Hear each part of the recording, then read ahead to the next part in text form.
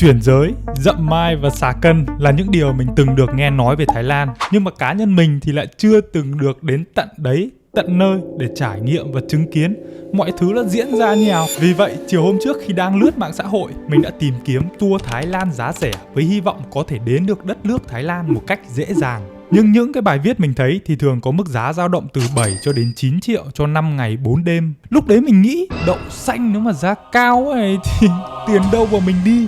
Nhưng mà mình cứ lướt tiếp thì ôi dồi ôi nó đây rồi.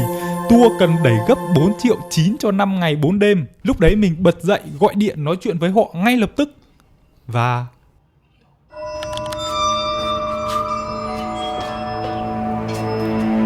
bây giờ là khoảng 5:30 sáng và mình đang có mặt tại rạp xiếc Trung ương. Và trên tay mình thì đang là cái quyển hộ chiếu. Mình đã làm nó từ năm 2018 sau cái chuyến đi Hàn Hụt, và đến tận bây giờ năm 2026 mình mới có cơ hội để được sử dụng nó lần đầu tiên trong đời. Và thực sự thì mình rất là kiểu háo hức, tự hào khi được sử dụng cái quyển hộ chiếu ở bay ra nước ngoài cho cái chuyến đi Thái Lan rẻ nhất.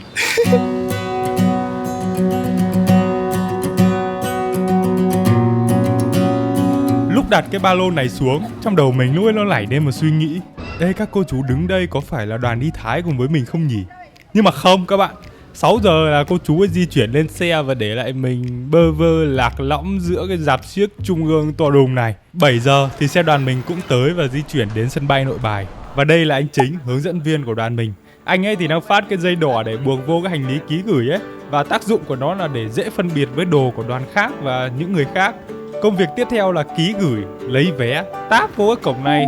Nhưng mà kiểu cái cổng mình táp nó cứ bị đơ lác làm sao ấy, mãi mà không được. À đây, may quá được rồi. Đi vào đây là khu vực xuất cảnh nên là mình không được quay, nhưng mà cái thủ tục thời gian làm nhanh lắm. Hiện tại là 9 giờ hơn và hôm nay thì đoàn mình sẽ bắt đầu khởi hành từ Hà Nội tới Bangkok vào lúc khoảng 11 giờ. Và vừa nãy thì mình có thử đi dọc một vòng ở đây thì mình thấy là ở đây người ta toàn bán cửa hàng đồ dùng lưu niệm tất cả mọi thứ chứ không có một tí đồ ăn nào. Mình đói điên luôn. Tại sao lại không có đồ ăn ở đây, những cái món truyền thống của Việt Nam đâu. Bây giờ thì mình chỉ hy vọng rằng tí nữa lên máy bay thì mình sẽ được ăn nhẹ một cái chút gì đó, chứ không là mình ngất ra đấy. Ngất ra đấy là phải đưa mình bay về lại Việt Nam để cấp cứu đấy. Mình dỗi đấy.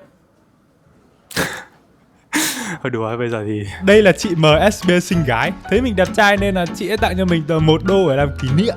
Trời ơi, ngại ghê. 50% là sự thật thôi. Ghế ngồi hết chỗ nên là mình dựng cái máy quay và quay cảnh mình ngồi đất cho nó khốn khổ một tí. Nhưng mà mấy ông Tây đi qua cứ nhìn mình cười ấy, mình ngại điên luôn. 10 giờ 30 mình bắt đầu lên máy bay. Vào cái ghế của mình mà kiểu mình ngỡ ngàng luôn đấy. Lần đầu tiên mình được ngồi ghế thoát hiểm với cái đôi chân 1m8 của mình thì cái chỗ anh ngồi nó rộng, nó thích điên luôn. Chị tiếp viên nhìn mình.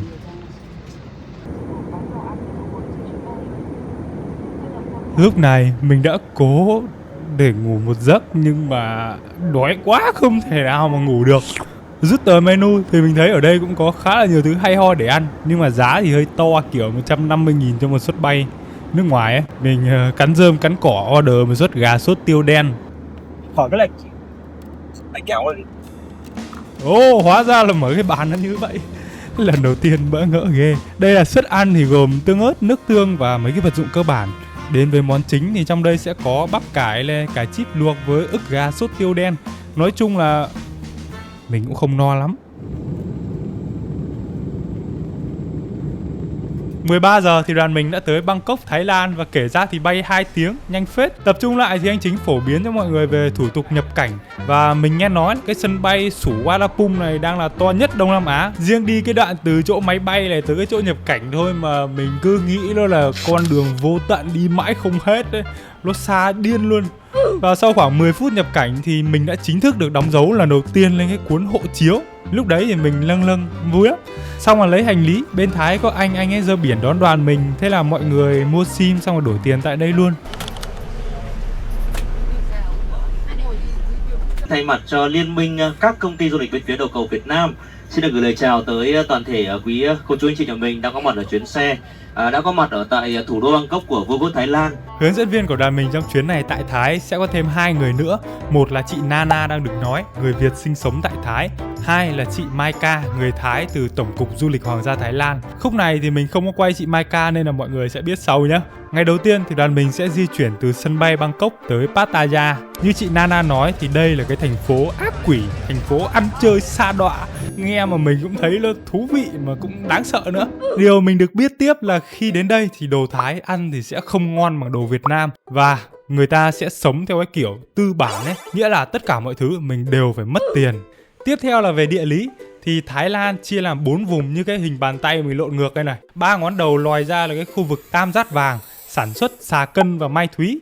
Vùng phía trên ngón tay út thì gọi là Việt Nam thu nhỏ bởi vì là người Việt di cư từ xa xưa tới đây rất là nhiều. Ngón tay cái chọc thẳng xuống là cái khu vực có những cái vùng biển đẹp. Còn cái vùng trong lòng bàn tay thì gọi là miền Trung Thái Lan, gồm Bangkok, Pattaya là cái khu vực mà đoàn mình sẽ tham quan trong mấy ngày tới. Và cuối cùng là có vài cái fact thú vị về Thái Lan như kiểu là: 1. Không được chỉ một ngón tay vào ảnh hoàng gia mà phải chỉ cả bàn.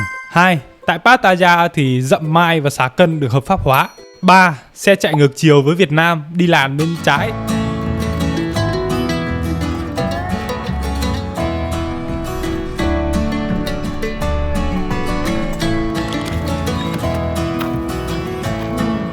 Nóng điên luôn ấy.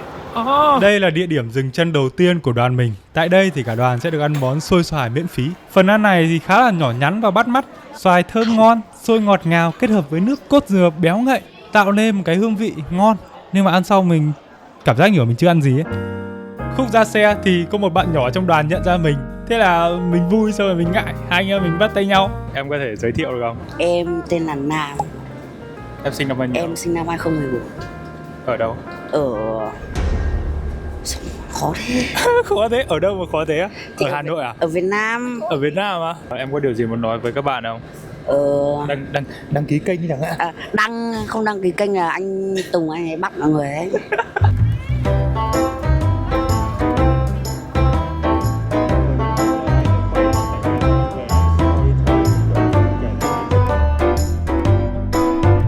Sau thêm 15 phút đi xe thì cả đoàn mình dừng tại một cái trạm xăng để mua đồ ăn trưa.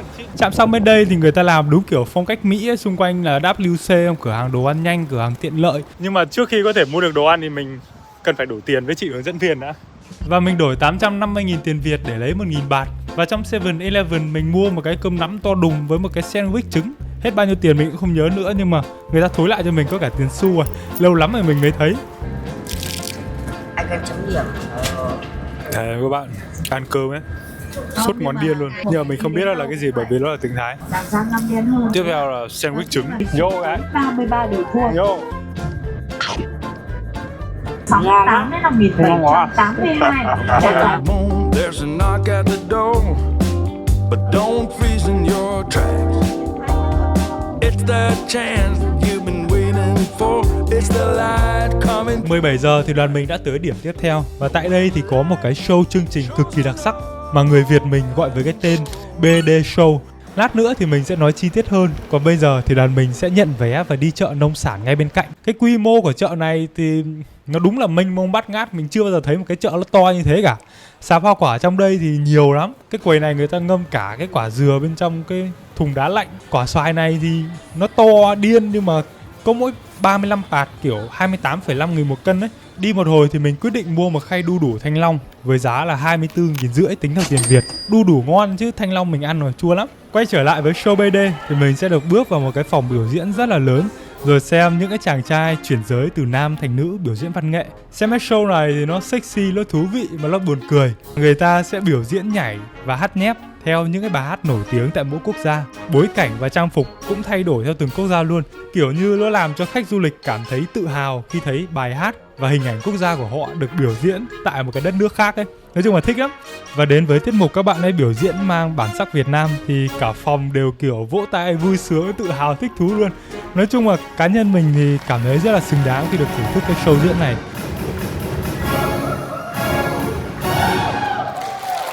Nhưng mà chưa hết đâu nha. Khi xem xong và bước ra ngoài thì các bạn sẽ thấy là nguyên một dàn chị đẹp đứng dọc quảng trường để chụp ảnh. Và ai muốn chụp thì sẽ gửi cho người ta 100 baht, tương đương với 85.000. Cái chị này thì thấy mình đứng xong rồi là ra gọi anh đẹp trai ơi lại đây. Lúc ấy mình ngại lắm, xong rồi mình đã từ chối một lần rồi. Xong rồi chị ấy lại ra gọi một lần nữa. Thế là thôi Mình cũng ngại mà cũng lên. Where you from? I'm from Vietnam. Vietnam. Their country, Ho Chi Minh. Hai Phòng. Hai Phong. Oh. You know Hai Phòng near Hanoi. Yeah, I go Ho Chi Minh every month. Oh, wow. Yeah, I like Vietnam. Yeah, nice. Vietnam boy, đẹp trai. Oh, thank you. Cảm Thật ra cái số tiền 100 baht các bạn bỏ ra để chụp ảnh này thì sẽ được sử dụng cho mục đích từ thiện, nên là mình nghĩ là bỏ ra để chụp một cái tấm ảnh làm kỷ niệm cũng xứng đáng ha. Chuyển cảnh tới bữa tối thì đoàn mình ăn nướng BBQ tại cái quán Ninja. Trên bàn thì sẽ có một bếp nẩu truyền thống, bếp lẩu. Mấy cái lỗ bên trên cũng là kiểu nướng luôn ấy, và bên cạnh là cái bếp than nướng. Quầy buffet thì cũng nhiều và đa dạng đồ ăn, từ chế biến sẵn cho tới trên bờ dưới nước. Sốt chấm thì có 3 loại đặc trưng ở đây là cay ngọt, chua cay và chua cay ngọt. Đây là cái đĩa đồ ăn mình lấy. Chị ngồi đối diện có cho mình một cái xiên lòng nướng, nhưng mà cái lúc mình ăn thì phát hiện ra nó chưa chín hẳn, nên là mình phải nướng lại. Xong chưa hết, mình được một pha nước lẩu bắn tung tóe phun trào vào mặt nữa. Lúc ấy mình cũng buồn cười. Ngồi nướng một lúc thì mình thử cái món kỳ lạ mà anh ngồi cạnh bảo là mực, nhưng mà mình ăn thì cũng không chắc nữa, bởi vì nó giòn, nó cứ nhạt nhẽo kiểu gì ấy. Đĩa tiếp theo là chân giò cơm rang. Cái chân giò này người ta nấu cái vị nó ngọt xong rồi mềm nhừ luôn, ăn ngon lắm. Tổng kết về đồ ăn ở đây thì mình cảm thấy là những cái món thịt ăn đều mềm và sốt chấm ngon, nhưng mà hải sản thì ăn chán lắm, các bạn đừng lên ăn hải sản. Và đặc biệt là sau một ngày dài di chuyển, vừa thưởng thức đồ ăn vừa được chính cái đồ ăn đó xông khói mình, thật sự là cái nhòe khóe mắt luôn. Tính giặc đấy.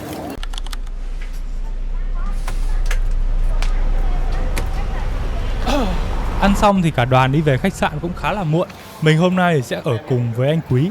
Trên xe anh hướng dẫn viên thì có nhắc đoàn mình trước là ở khách sạn Thái rất là nhiều những hiện tượng siêu nhiên, tâm linh, và cách để hạn chế điều đó chính là mình phải gõ cửa phòng 3 lần, sau đó mở cửa phòng và đứng nép sang một bên 10 giây thì mới được vào phòng. Quay trở lại với thực tại thì anh Quý táp thẻ vào phòng nhưng mà mãi không được. Về sau thì cả đoàn mới biết là tất cả thẻ của mọi người đều lỗi, xong rồi bạn nhân viên lên lấy lại thẻ phòng. Thế là cả đoàn mình đứng chơi tầm 10 phút. Đứng ngoài 10 giây, đếm đi.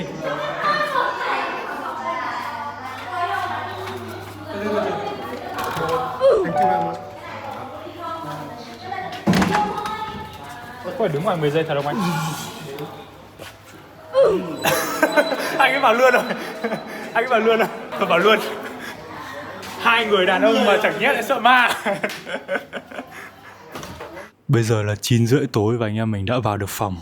Lát nữa thì mình sẽ room tour cho các bạn một vòng. Còn bây giờ thì mình sẽ nói cho các bạn một chút là tối nay thì đoàn mình, không phải là đoàn mình, nghĩa là tự túc thôi, thì sẽ có 2 điểm đến, là một là chợ đêm, 2 là khu vui chơi giải trí Thác Loạn. Thì 2 cái chỗ đấy đều cách chỗ khách sạn của mình khoảng tầm 2 đến 4 cây. Nhưng mà thực sự thì mình quá mệt rồi, kiểu não mình nó không loát được một cái gì nữa ấy. Thật sự mình rất muốn ngủ. Nhưng mà trước khi ngủ thì mình sẽ room tour. Hoặc là mình có thể đi nhỉ. Đây là không gian của toàn bộ căn phòng, khá là rộng rãi. Khu vực đầu cửa có bàn làm việc này, két sắt, tủ lạnh cùng cốc chén uống nước. Đối diện đấy là một người đẹp trai 1m8 này, một chiếc tủ treo đồ cùng với nhà tắm to bự luôn. Đấy, lại là cái người đẹp trai kìa. Dưới đây là bồn rửa tay, bồn cầu, khăn tắm cùng với khu vực tắm. À đúng rồi, dụng cụ ở đây thì người ta chỉ cho bông ngoái tai, xà bông với mũ tắm thôi, chứ không có bàn chải cốc hay kem đánh răng gì nhá.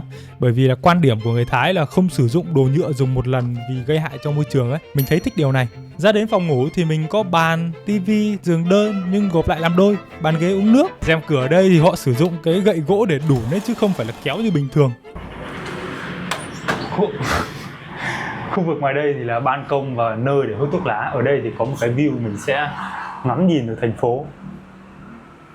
Nhưng mà mình không hút thuốc và ngoài đây rất là nóng nên là mình sẽ đóng cửa vào. Các bạn cứ ở ngoài đấy nhé.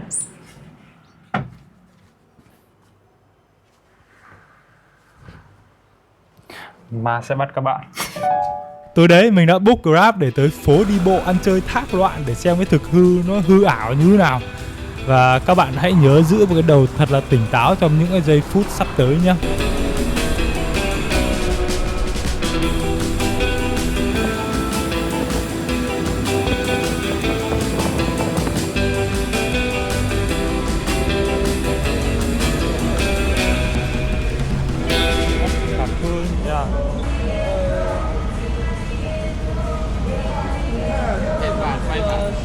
Và tèn ten, mình đã có mặt tại con phố thác loạn hoang dã nhất Thái Lan.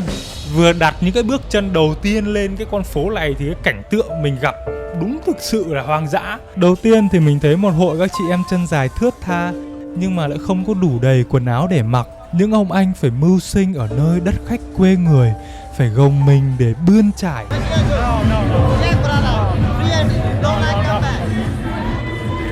Các chị này thì mặc đồng phục màu đỏ này, các cái chị kia thì lại mặc cái trang phục vàng sọc đen, làm cho mình nhớ tới những chú âm chăm chỉ. Xuống dưới đây thì mình lại thấy thêm các cái chị mặc áo xanh tựa như làn nước đại dương dưới ánh trăng yên tĩnh. Còn đây là cái áng mây trắng bồng bềnh trong tiếng nhạc sập sình. Kìa các bạn nhìn xem, chị ấy mệt mỏi đến cái mức buồn ngủ thế kia rồi mà vẫn phải cống hiến hết mình cho công việc. Càng đi lâu, mình càng thấy được cái sự hoang dã nguyên thủy đã tồn tại hàng ngàn năm trong mã gen của mình được khai mở. Và thực sự mình đã phải bắt Grab đi về, chứ ở đây lâu là mình quay trở lại cái thời nguyên thủy mất. Trên đường đi thì mình có hỏi anh Grab là đi xe máy ở đây không đội mũ thì cảnh sát có bắt không? Thì anh ấy bảo mình là không. Xong hai anh em mình trò chuyện với cái camera mình cầm quay. Xong đến khúc trả tiền thì chuyến này mình đi là hết 25 baht. Xong mình đưa cho anh ấy tờ 50 baht. Xong anh ấy kêu là không có tiền lẻ trả lại. Bye bye. Bye bye, bye bye. Và bây giờ là khoảng 11 giờ rồi. Anh cùng phòng mình thì anh ấy đi chơi nên là về muộn, nên mình mong rằng đêm nay mình sẽ không gặp phải một cái vấn đề nào cả, và mình sẽ có một cái giấc ngủ ngon. Tự nhiên quay khúc vừa rồi mình giật hết cả mình. Đáng là mình không nên làm như vậy. Chúc các bạn ngủ ngon.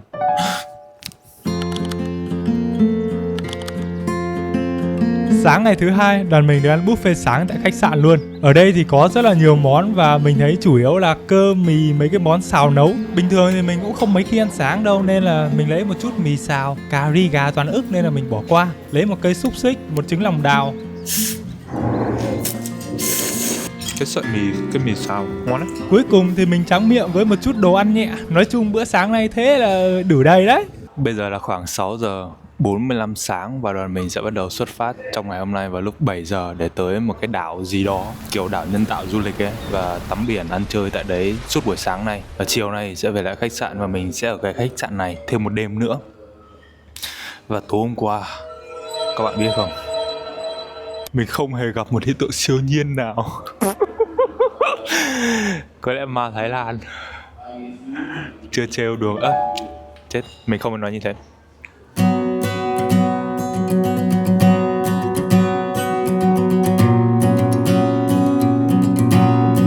Quang cảnh rực rỡ nắng vàng biển bạc mà các bạn đang thấy đó chính là bến tàu của thành phố Pattaya.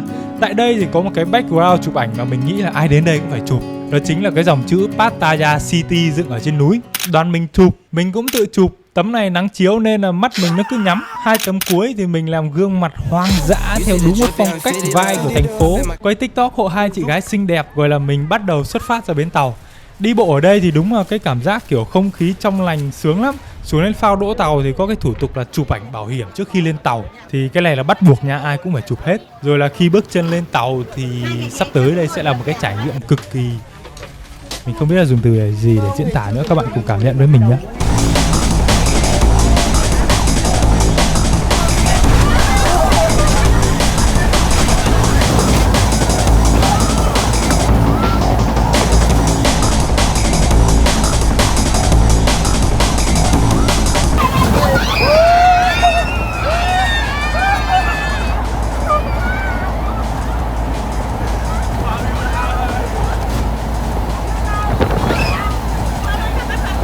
Mình nghĩ là chẳng có câu từ nào có thể diễn tả được cái trải nghiệm lúc đấy của cả đoàn, ngoài tiếng gió, tiếng sóng, tiếng động cơ và tiếng hú hét của cả đoàn cả.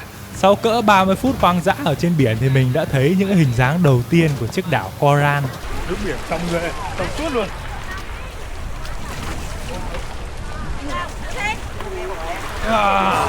Cảm giác được đặt chân xuống biển nó đúng là đã kìm hãm được cái chất lỏng đang chuẩn bị phun trào bên trong cái dạ dày của mình ấy. Nước biển trong xanh, không khí trong lành, nắng chiếu cháy rát và cát thì nhân tạo được vận chuyển từ biển Bali sang. Đoàn mình thuê 2 chiếc ghế dựng đồ với giá là 100 baht một chiếc. Vì mình ở biển rồi nên là mình cũng không có cảm giác mãnh liệt khi đi chơi biển lắm. Mình cũng lội nước nghịch nghịch một tí mà cái sóng này nó đánh ướt mình quần luôn, không đánh ướt quần mình. Thôi là mình lên bờ ngắm mấy con chó nằm ngủ tắm nắng. Còn mình thì sợ chó, mình thì sợ nắng nên là mình đứng cùng người lớn thổi phao bơi cho chị gái, nhưng mà ao nét. Ê, nhìn mấy con chó kia mình cũng muốn. Không, mình thấy thích thôi. Sau khoảng 1 tiếng chơi đảo thì cả đoàn mình bắt đầu đi về, và cái cano nó đỗ ở xa lắm, mà mình vừa khô được cái quần xong, bây giờ lại bị sóng đánh ướt hết. Dây nhá mọi người nhá.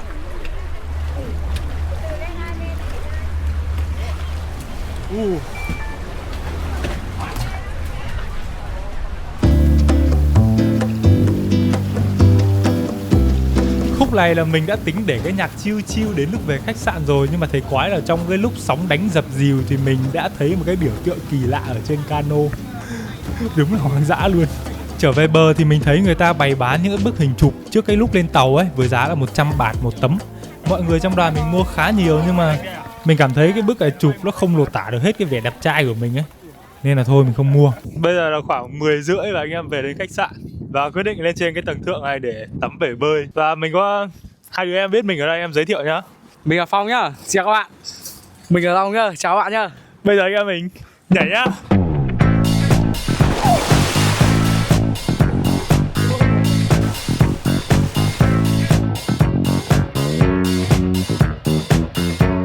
Mười 11 rưỡi thì cả đoàn tập trung đi ăn trưa. Trên xe thì chị Nana có chia sẻ cho mọi người về Phật tứ diện 8 cánh tay, hay còn gọi là Phật 4 mặt, cực kỳ linh thiêng và được người dân Thái Lan tôn sùng. Về khí hậu thì Thái Lan chỉ có 2 mùa, nắng và nắng nóng, rất ít khi có mưa, nên là mỗi khi thấy mưa thì người ta coi đó là biểu hiện của cái sự may mắn, sự lộc lá, với cái câu nói đại diện là mi ná mi tăng, với ý nghĩa là thấy mưa là thấy lộc lá, tiền bạc. Và đoàn mình cũng thấy mưa lần đầu tiên trong đời, lần đầu tiên tại Thái Lan.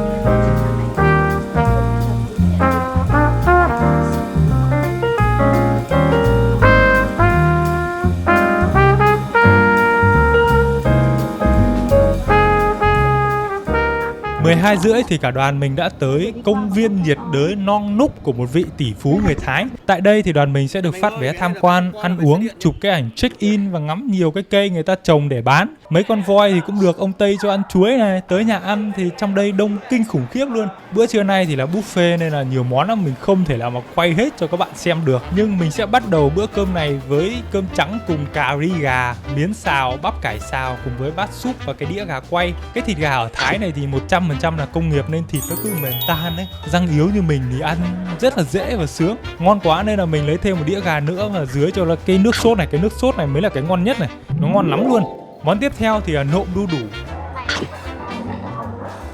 Ôi cha mẹ ơi, nó cay điên luôn, nhưng mà kiểu càng ăn thì mình càng thấy cái nộm này ăn nó giòn và nó cuốn. Món tiếp theo mình thử là pad Thái, nhưng mà ăn nó cứ ngọt ngọt mình không hợp. Còn cái bún cá này thì ăn nó cứ nhạt nhạt đấy. Cuối cùng thì là tráng miệng với đĩa salad cùng bát chè kỳ lạ. Topping ăn thì ngon mà cái nước này nó đỏ đỏ xong húp cái vị nó như kiểu là sờ tinh ấy. Chị bên cạnh ấy cứ thấy mình quay chụp nên là hỏi kênh của mình và bấm đăng ký. Các bạn mà xem đến cái giây phút này mà chưa bấm đăng ký thì mình hơi buồn đấy nhá. Các bạn hãy bấm đăng ký giúp mình một đứa hướng nội đạt tới cột mốc 10 triệu sub. Yêu các bạn. Ăn xong rồi thì cả đoàn lên xe điện để đi tham quan công viên một vòng. Tại đây thì người ta chủ yếu là trồng những cái giống cây để kinh doanh, xây tượng Phật là các cái loài động vật để thu hút du khách tham quan. Sau một vòng thì cả đoàn mình dừng chân tại chỗ công viên khủng long. Nghe chị Nana bảo cái mô hình khủng long này người ta xây theo tỷ lệ 1:1 nên là nhìn cái con khủng long nó cứ to khổng lồ, nó vĩ đại ấy. 1m8 như mình đứng ở cái đốt chân của nó này, hơn một xíu thôi. Xong rồi trong đầu mình cứ nghĩ là nếu mà chúng nó tồn tại trong cái thời hiện đại như này thì mình ăn nướng BBQ bao nhiêu lâu mới hết được cái đùi của nó nhỉ? Thôi mệt quá, cho mình nằm nghỉ một tí rồi mình sẽ đưa các bạn đi xem cái bộ sưu tập siêu xe của cô chủ tại đây. Bước vào cái phòng này thì đúng là kiểu mơ ước của mình, chỉ có vậy thôi. À, chị Maika là cái chị người Thái đi cạnh mình đây nè. Siêu xe trong đây thì nhìn nó cứ đa dạng, nhìn con nào mình cũng thấy thích cả. Mình thấy thích con xe vàng này nhất nên là bạn nào có lòng thì donate giúp mình nhé. Điểm tham quan tiếp theo là trang trại nuôi hổ, nhưng mà hiện nay là cái trang trại người ta đã chuyển tới tỉnh khác rồi nên là không còn nhiều hổ ở đây nữa. Lần đầu tiên mình xem là cái con rắn to nhất, và đặc điểm của con rắn này là nó chỉ thích ăn thịt của đồng loại đó thôi, nhưng mà người ta bọc kín rồi nên mình chả thấy con rắn nó như thế nào. Tiếp theo là mình thấy một con hổ đang ngáp, một con khỉ đu lốp, 4 con sư tử đực to nhất ở đây. Con kia thì chả hiểu sao thấy đoàn mình nó sợ vãi cái đái ra kìa. Lần đầu tiên mình thấy hổ đái trong đời. Ngắm mấy con vật xong thì cả đoàn mình được dẫn vào phòng kín để giới thiệu cao hổ. Mệt quá nên là mình tựa vai em Nam yêu dấu một tí. Ra ngoài thì nếu mà các bạn muốn trải nghiệm cho hổ bú sữa thì có thể bỏ ra 200 baht tại đây. Cuối cùng là cái khu bắn súng thật. Ở đây có menu lựa chọn như là mua trà sữa luôn, đủ các loại đa dạng với giá thì các bạn dừng lại để xem nhé. Địa điểm cuối cùng trong ngày hôm nay là đồi Vọng Cảnh. Tại đây thì cả đoàn sẽ làm lễ và ngắm vịnh trăng lưỡi liềm.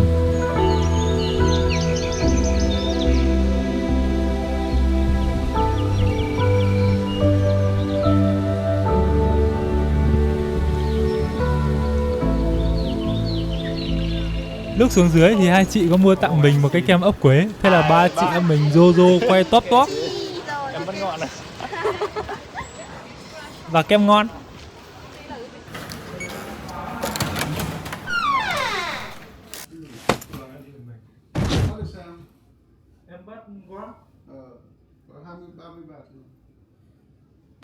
Nghỉ ngơi tắm rửa được chút thì cả đoàn nhà mình xuống cái nhà hàng buổi sáng để ăn bữa tối. Ê, nhìn cái nồi canh nó cứ xì lửa kìa, nhìn trông kích thích phết. Review nhanh nhẹn thì cái món trứng rán ở đây cơ bản là ngon. Ta thử cái cơm á. Cơm chưa đây Nào, anh xin. Hạt cơm tại Thái thì mình qua ăn từ đầu đến giờ thì nó cứ rời cứng cái kiểu gì ấy. Bữa ăn nay thì mình thấy thích nhất là cái món cá chiên sốt này, sau đấy là mực xào trứng và cuối cùng là gà nướng. Vị của các món ăn thì chủ yếu là xoay quanh cay ngọt thôi. Tráng miệng thì vẫn là cái loại nước chè sờ tinh kỳ lạ. Cảm nhận của em bữa tối thế nào? ngon lắm anh ạ. Cơm thì ngọt, cơm thì vừa, trên xốp. Cá thì ngon, đúng là bữa cơm đây có khác, ngon, không ăn bằng Việt Nam ấy. Không ngon bằng Việt Nam á? Ngon cơm ngon. Bao nhiêu trên 10?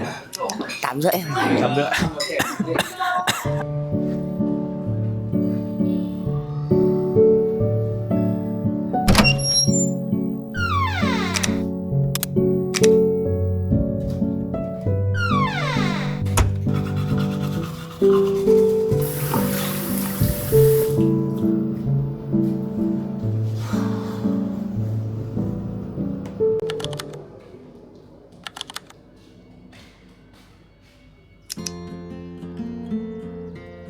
Bữa sáng nay thì vẫn là những cái món cơ bản như ngày hôm qua. Mình lấy vài món nhẹ nhàng, ăn sáng thưởng thức mấy cái cây nhảy múa ở ngoài khung cửa sổ. 7:30 thì mình chuyển đồ xuống sảnh khách sạn và thấy có anh bạn nhân viên rất là dễ thương, nhí nhảnh dã man luôn, kiểu nhìn thôi mình đã thấy kiểu một bầu trời năng lượng ấy. Thế nên là với cái chút tiếng Anh hạn hẹp mình quyết định tiến lại. I see you very nice and funny, so can I record a video with you? Okay, good. Ayo. Hello, and I'm from Vietnam. Yeah. I'm from Thailand. Yeah. You can say xin chào Việt Nam. Xin chào. Việt Nam. Việt Nam. Yeah. Xin chào Thái Lan. Cảm ơn cơ. Khắp phút khám. Bye bye. Bye bye. See you trên nước Nam cấp.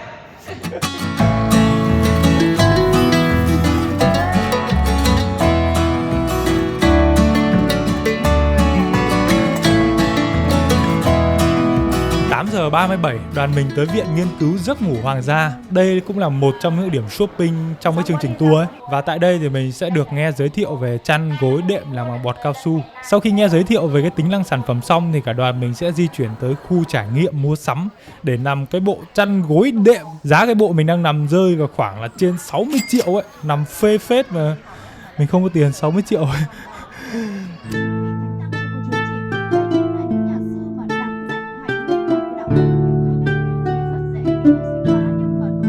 Hình ảnh các bạn đang nhìn qua ô cửa sổ đó chính là tượng của Đức Phật Thích Ca Mâu Ni. Và bức tượng này được dát lên trên đó là 999 kg vàng. Đoàn mình vào đây làm lễ, công đức 20 baht và nhận lễ kèm theo một miếng vàng mỏng. Nhưng mà đến lúc quay ra thì mình chả thấy cái dép của mình đâu cả. Lúc ấy mình hoang mang, mình nghĩ kiểu tại một cái nơi linh thiêng như này mà cái dép của mình nó lại biến mất ư.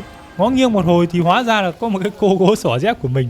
Mọi người đốt nhang tại cái chỗ này rồi qua làm lễ trước tượng Phật Thích Ca Mâu Ni và cuối cùng là dát miếng vàng vào tượng của Đức Phật. Mỗi vị trí dán trên cơ thể bức tượng sẽ đại diện cho một cái mong muốn khác nhau.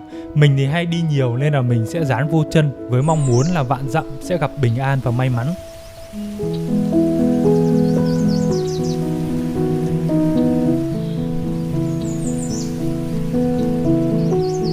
Mười 2 giờ cả đoàn nhà mình tới nhà hàng để ăn trưa. Những cái món ngày hôm nay thì cơ bản cũng giống là cái buổi tối ngày hôm qua thôi. Nhưng mà có cái món thịt lợn nướng chấm sốt này là cái món mình thích nhất này. Cái canh hải sản nấm này thì ăn chua chua nhẹ nhàng. Xong rồi là cả đoàn nhà mình tới Bangkok.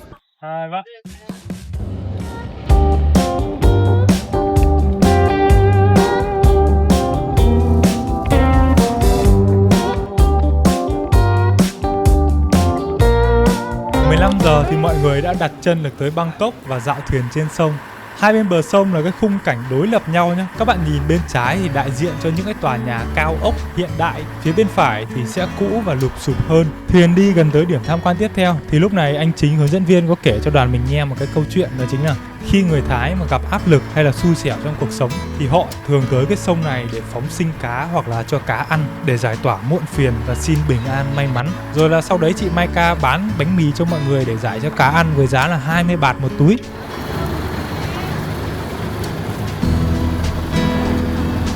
Đó, nó thả cho bé là cá trong cả một đàn cá mà thêm một con cá màu trắng á, đấy là con cá may mắn nhá. Nam nó sẽ đưa cho mình một mẩu bánh để thả cho cá, và phía bên phải thuyền kìa nhiều cá điên luôn đấy. Các bạn nhìn kìa, nó cứ lúc nhúc. Lúc này mình đã tưởng tượng tới cảnh nếu mà mình ngã xuống đây, xong một cái đàn cá nó sẽ vu quanh mình, xong rồi mình sẽ lướt trên cá, xong rồi lướt trên mặt nước, xong rồi kiểu mình phi trên nước ấy, kiểu lúc ấy nhìn trông siêu nhân dã man. Trước mặt các bạn đang nhìn là ngôi chùa Bình Minh. Tại đây thì người ta cấm ăn mặc hở hang như trên cái hình ảnh kia. Mình thì chả biết nói gì về nơi này cả, nên là mình sẽ lên cái nhạc và cho các bạn cảm nhận.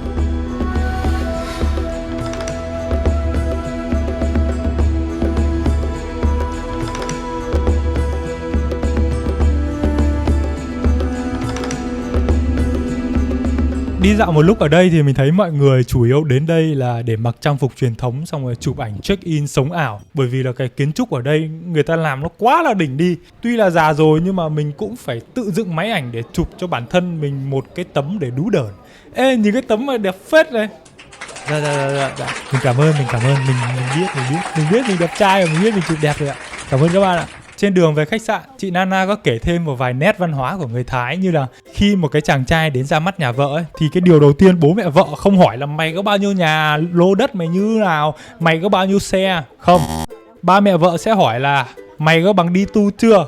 Nếu là chưa thì đuổi về, còn nếu là có thì mày sẽ được cưới. Nhìn ra ngoài cửa kính là cái khung cảnh ở thành phố Bangkok. Mình cảm giác như kiểu là mình đang trở về Hà Nội ấy, xong rồi thêm cái quả đặc sản tắc đường nữa thì giống đét luôn. Và tối nay thì đoàn mình sẽ không có một cái bữa cơm nào cả, mà phải tự túc cái bữa tối ngày hôm nay. Và mình sẽ tới chợ đêm Bangkok. Nó là một cái khu chợ ẩm thực rất là nổi tiếng tại đây, và mình rất là háo hức được thưởng thức những cái đồ ăn địa phương tại đó. Còn bây giờ thì room tour. Khoan đã, từ đây là toàn cảnh căn phòng 2 giường đơn. Mình có bình siêu tốc là cốc chén cùng 2 chai nước lọc kỳ lạ. Bên dưới là cái tủ lạnh không có gì. Cạnh đó là tủ quần áo, đối diện là WC. Nhà vệ sinh ở trong đây nhìn trông sang dã man. Đây kiểu cái màu này nó cũng sang, cái màu kiểu vàng ấm ấm. Ở đây mình sẽ có khăn tắm này, khăn mặt, mấy cái đồ linh tinh. Này, vẫn là 3 cái vật dụng giống với khách sạn hôm trước. Cốc, ở đây có thêm cốc, ở khách sạn hôm trước mà mình không có cốc. Khu vực bên đây là cái bồn cầu, xong người ta để một cái khăn ở bên trên, chắc khăn này sẽ để lót ở đây. Còn đây là khu vực tắm, sẽ được ngăn cách bởi một cái kính này. Và ở bên này mình sẽ có một chiếc rèm và chúng ta sẽ có view. Cái sao ở đây người ta cứ đẩy bằng cây ấy, khó đẩy dã man. Một chiếc view ngắm nhìn thành phố rất là đẹp, kiểu rất là thoáng luôn đấy. Hiện tại là 8 giờ tối và ba chị em mình đang có mặt tại chợ ẩm thực đêm Bangkok. Cái nơi này nó cực kỳ rộng, lớn và rất là nhiều quán ăn luôn. Và tụi mình đang ở quán có 2 quả ớt. Đây là cái quán mà bán cái tháp sườn, một cái món signature ở đây. Rất là tuyệt vời. Và chị Trang đang order. Đây là menu tháp sườn cho các bạn tham khảo. Size XXL to nhất là 1.299 baht. Và ba chị em mình order cái size L 300 baht. Wow.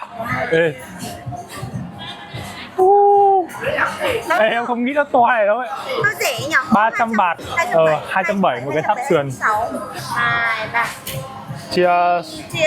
Cheers. Mình sẽ dưới nước rồi lên.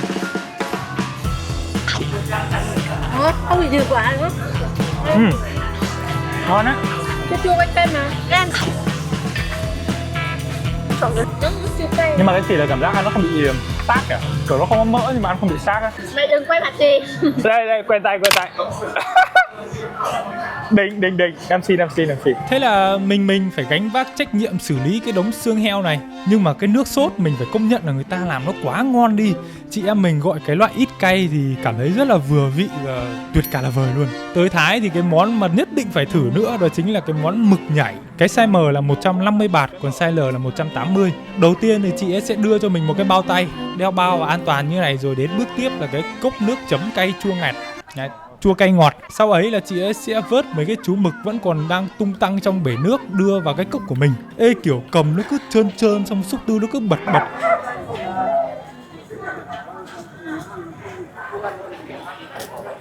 Tí nào.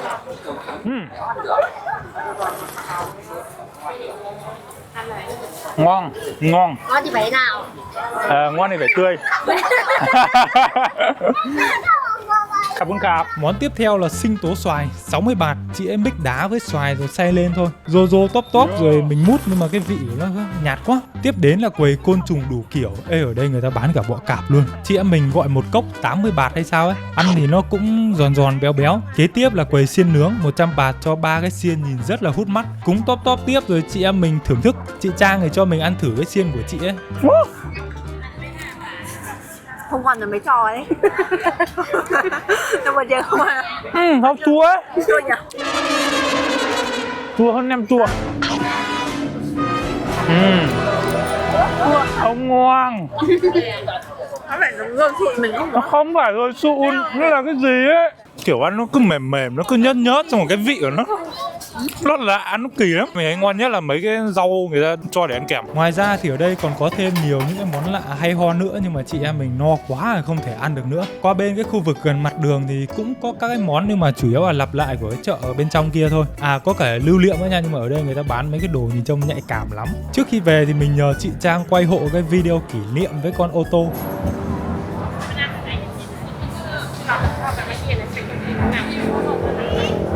Ok, được rồi chị ạ. Về rồi.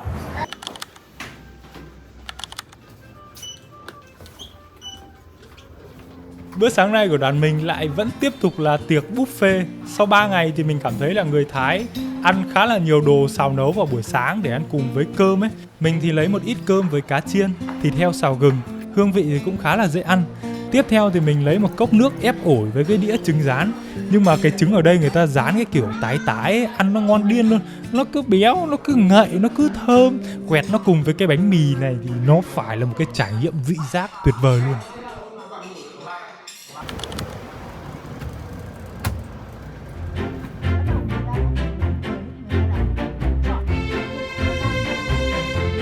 Trên xe thì chị Nana có tổ chức game show đọc tên thật của thủ đô Bangkok nhận 100 baht. Trước tiên thì chị Maika sẽ đọc và mọi người sẽ nghe và đọc lại. Các bạn nghe cùng với mình để xem có đọc được không nhá. Xin chào cả nhà ạ. Cả nhà hôm nay muốn được thêm tiền đi shopping không? Muốn Đi ạ. Hôm nay ráng nghe nhé, ráng nghe để đọc theo cho được nhé, để đến phần thưởng với chị Nana nhá. Vâng ạ. Thủ đô Bangkok là hồi xưa là người hát nước ngoài gọi là Bangkok, còn người Việt Nam mình gọi là Bangkok, phải không ạ? Và người Thái thì cũng Khung Thep thôi, mà sau này thì họ cũng yêu cầu cũng đọc thêm dài một chút là Khung Thep Mahanakhon, mà thật ra nó dài hơn đó nữa. Bây giờ nhà mình thử nghe nhá. Krung Thep Mahanakhon, Amon Ratanakosin, Mahindra Ayutthaya, Mahadilok, Phop Nopparat, ราชธานีอุรีรมย์อุดมราชนิเวศน์มหาสถานอมรพิมานอวตารสถิตสักขติยะวิษณุกันประสิทธิ์ ngắn không ạ? Nghe chị Maika đọc xong mình chỉ biết trợn tròn mắt vì kinh ngạc thôi các bạn. Bạn nào đọc được thì comment ở phía bên dưới nhé. Điểm tham quan đầu tiên của đoàn mình hôm nay là Viện Nghiên cứu Rắn độc Chulalongkorn. Tại đây thì mọi người sẽ được tham quan tìm hiểu về loài rắn. Giờ mình mới biết là cái con rắn nó có hai bộ phận sinh dục với các bạn, một cái dưới và một cái trên kìa. Tiếp theo là mọi người sẽ được ngắm rắn nằm trong lồng kính. Mình thích cái con chăn vàng kia, đứng ngoài lồng kính nhìn mấy anh trai chăm sóc rắn sau khi lấy độc. Và tiết mục hay ho nhất trong buổi ngày hôm nay đó chính là xem xiếc rắn. Tại đây là mình sẽ được thấy cái cảnh người ta lấy nọc độc rắn này. Đây là cái răng nanh của nó này.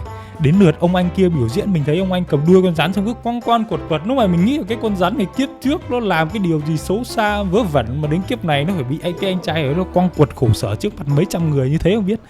Nhìn tội vãi. Sau đấy là cái căn phòng mà ai cũng biết nó là căn phòng gì. Mình thì không mua thuốc, mình mua 2 cục xà bông cute này về làm kỷ niệm. 11:33 thì đoàn mình ghé chỗ ăn uống và mua sắm mấy cái sản phẩm của địa phương. Mình thì có mua một cái gel nhiệt miệng ở đây để cảm thấy cho đỡ có lỗi. Vì sau đây mình sẽ càn quét tất cả những cái hộp ăn thử. Đầu tiên là hộp cá khô, tiếp theo là hộp bim bim. Ê, cái này ngon lắm, nó cứ giòn giòn cay nhẹ nhàng kiểu càng ăn càng cuốn ấy. Tiếp theo là tới cái gói kẹo kỳ lạ này. Mình bỏ vào mồm một cái cắn phát là hoảng hồn luôn, nó cứng điên à. Kế tiếp là que cay cay, rồi hộp bánh gấu. May cho họ là 2 cái hộp này hết rồi đấy. Chuyển sang cái cay cay tiếp. Cái này thì mình ăn như kiểu là vị đồ chung ấy. Liếm mút cái tay thì mình đến với hộp ô mai me, hoặc là me khô, hoặc là cái gì mình chả biết gọi là gì nữa. Nhưng mà ăn me này ngon lắm, nó cuốn lắm. Nó cay cay, nó đậm đà, nói chung là nó cuốn. 2 cái kẹo cà phê có lẽ là cái điểm đến cuối cùng của mình rồi. Bởi vì là mình nghĩ mình không ăn được nữa, mình phải để bụng để ăn bữa trưa. Nhắc đến bữa trưa thì đoàn mình hôm nay sẽ được ăn lẩu 2 ngăn. Đồ ăn thì sẽ được đặt ở cái xe đẩy này. Muốn ăn gì thì cứ ra đấy mà lấy thôi. Tổng quan về bữa lẩu này thì mình thấy là ngon. Thịt heo nhúng thì cứ phải gọi là mềm tan luôn. Mình không hiểu sao người ta nuôi heo công nghiệp ở đây mà cái thịt ăn được nó mềm như vậy luôn đấy. Nhưng mà chỉ lên dừng lại ở thịt heo thôi nhé. Bởi vì là hải sản, tôm, cá hay mực ở đây thì ăn nó chán lắm. Nó nhũn nhèo mà nó không có cái vị gì mấy.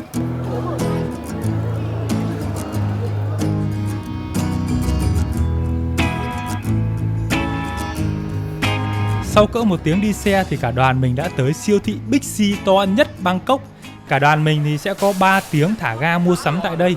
Mình đi ngó quanh một vòng thì cũng thấy nó cũng chỉ là cái siêu thị thôi. Có mấy cái sản phẩm lạ lạ như kiểu là cái gói xé mực khổng lồ này. Nó có giá 92 baht mà nó dài tới gần đến rốn mình. Chuyển qua quầy đồ ăn thì mình thấy nguyên cái hộp gà nướng to đùng này mà giá chỉ có 159 baht. Mình nhìn thấy mấy cái donut thèm quá nên là quất 3 cái tổng hết 39 baht. Mà đến cái lúc cầm cái túi bánh trên tay mình đi tìm cái khu ăn uống thì mình cứ đi hoài chả thấy có cái bàn cái ghế nào để ngồi cả.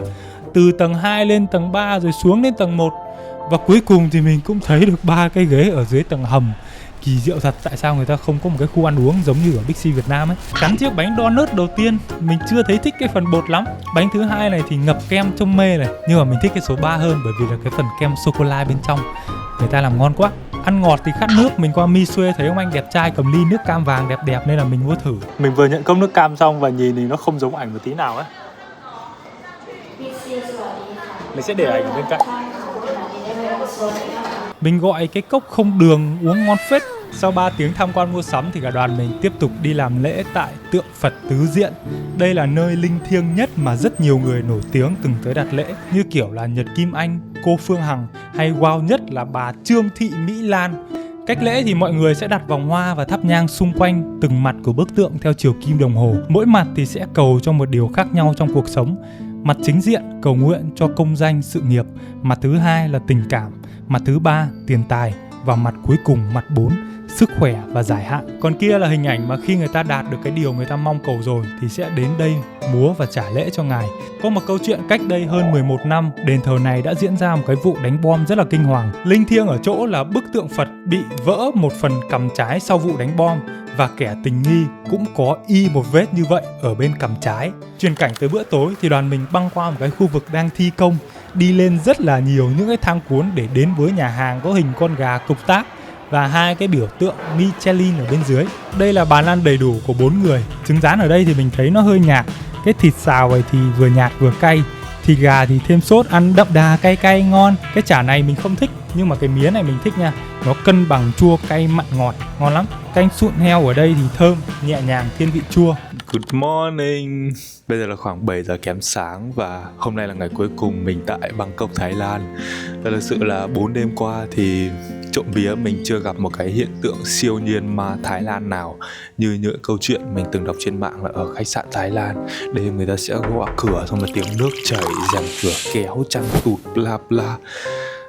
Nó là điều mình rất là hoang mang khi đêm đầu tiên mình ở tại Thái Lan. Nhưng mà sau 4 đêm mình trộm vía là chưa thấy điều gì cả. Mình cảm thấy rất là may mắn và mình cũng không mong muốn gặp đâu.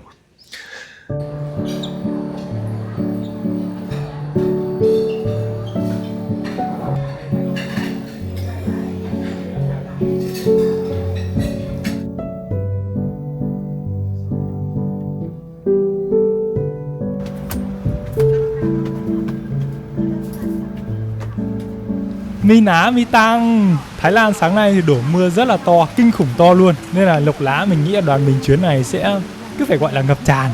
Mà kỳ diệu thay là đến cái lúc đoàn mình tới ngôi chùa thuyền thì trời quang mây tạnh luôn, thế mới hay chứ. Tại đây thì cả đoàn vào làm lễ và người ta cấm quay phim nên là mình sẽ quay khung cảnh bên ngoài cho các bạn. Các bạn có thấy cái tòa nhà cao tầng ở ngay gần ngôi chùa không?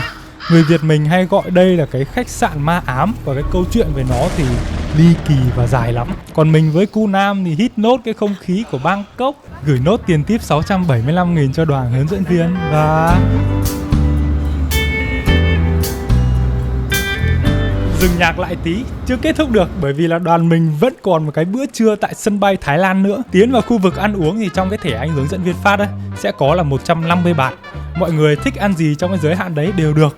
Trong đây thì cũng đa dạng thể loại đồ ăn. Mình thấy cái món trứng omurice này rất là hấp dẫn nên là mình gọi một suất 70 baht. Đến cái lúc nhận hàng mà nhìn cái đĩa trứng cạnh bát súp cà ri gà mà lòng mình thấy đau nhói. Này omurice cái gì này là trứng chiên cơ mà.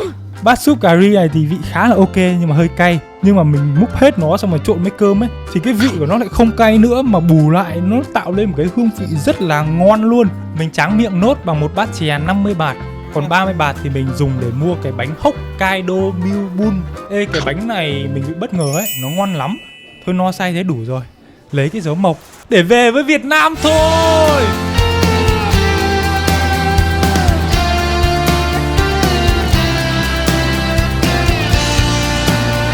Cảm ơn các bạn đã dành thời gian xem video này. Chúc các bạn và gia đình thật nhiều sức khỏe và may mắn. Nhớ bấm đăng ký kênh và xem video tiếp theo hiển thị ở phía trên màn hình nha. Yêu các bạn. Bye bye.